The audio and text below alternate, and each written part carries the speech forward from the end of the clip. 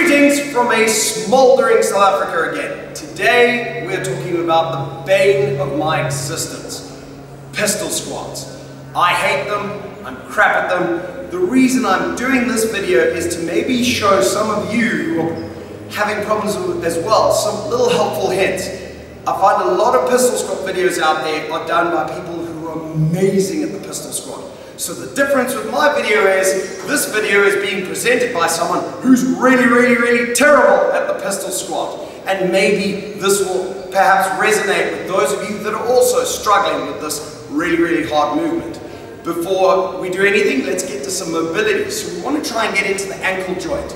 The big thing is, we've got the calf muscle. And your calf muscle that you can see crosses the back of the knee and ends up here on the thigh, and it comes down to the heel. So we need to, in order to mobilize that, we need the legs straight. Underneath this muscle, attaching onto the shin bone at the back, we have another muscle called the soleus, and it doesn't cross the knee joint. So it just attaches here to the bone and underneath this muscle, and then it ends up on the heel here as well. So in order to mobilize that one, we need the knee bent. So let's get into two of these. We've kind of just weighted down the squat track a little bit. What we're going to do is, we're going to get our heel as close as we can into that squat rack. Now turn towards you just for demonstration purposes, but I want you guys squared up to the front. So from here, you are trying to take this hip towards the squat rack and then release it slightly. Don't release it all the way. Just get into that maximum point of tension, release. Into that point of tension, release. You're going to floss it out a little bit. You're going to be causing some mobility into the calf, but you're also going to be kind of trying to unstick that ankle joint. So run about 20 to 30 reps of this. Then from here, we're now going to be taking our knee towards the apparatus and away, and towards and away, working into that soleus muscle we spoke about earlier. You want to do 30 of these each, especially the bent knee one. It's really going to get you up here on your Achilles tendon. It's going to get into your ankle. Your ankle's going to feel a bit sticky. Don't worry, your knee's not going to get in too close.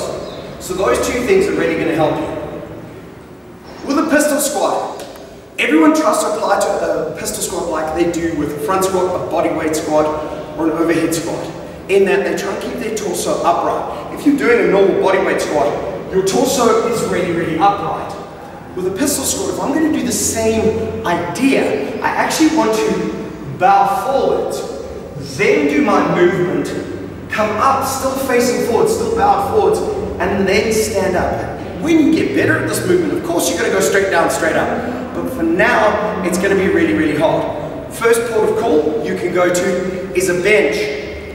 Put a bench behind you, sit on it. This teaches your body that there's something there for you. And you're going to stand up, stick one leg out just like a pistol, making sure that you're always driving your knee outwards. Try not to let that knee come in. Out there. From there, you're going to bend forwards, come down, and come up.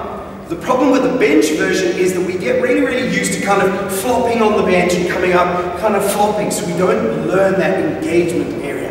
If you're getting good at benches, you can then make things lower. Lower steps, put a plate stack up. We've got a plate stack here, but for a completely different reason. The plate stack that we're going to use now, this is a great cue I got from one of the coaches here.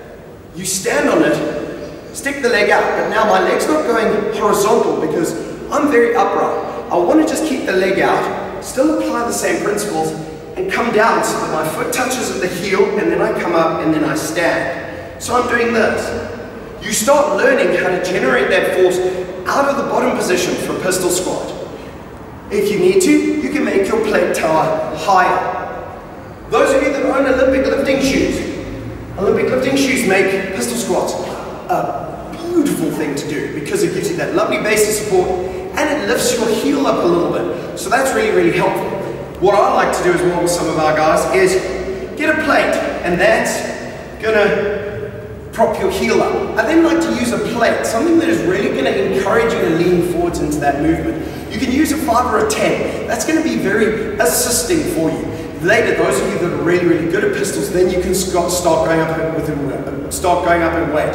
32 kilo kettlebells, 24 kilo kettlebells. The main idea here is leaning forwards, and this is where the terrible thing comes, so no laughing. There, lean forwards, come down, and then come out.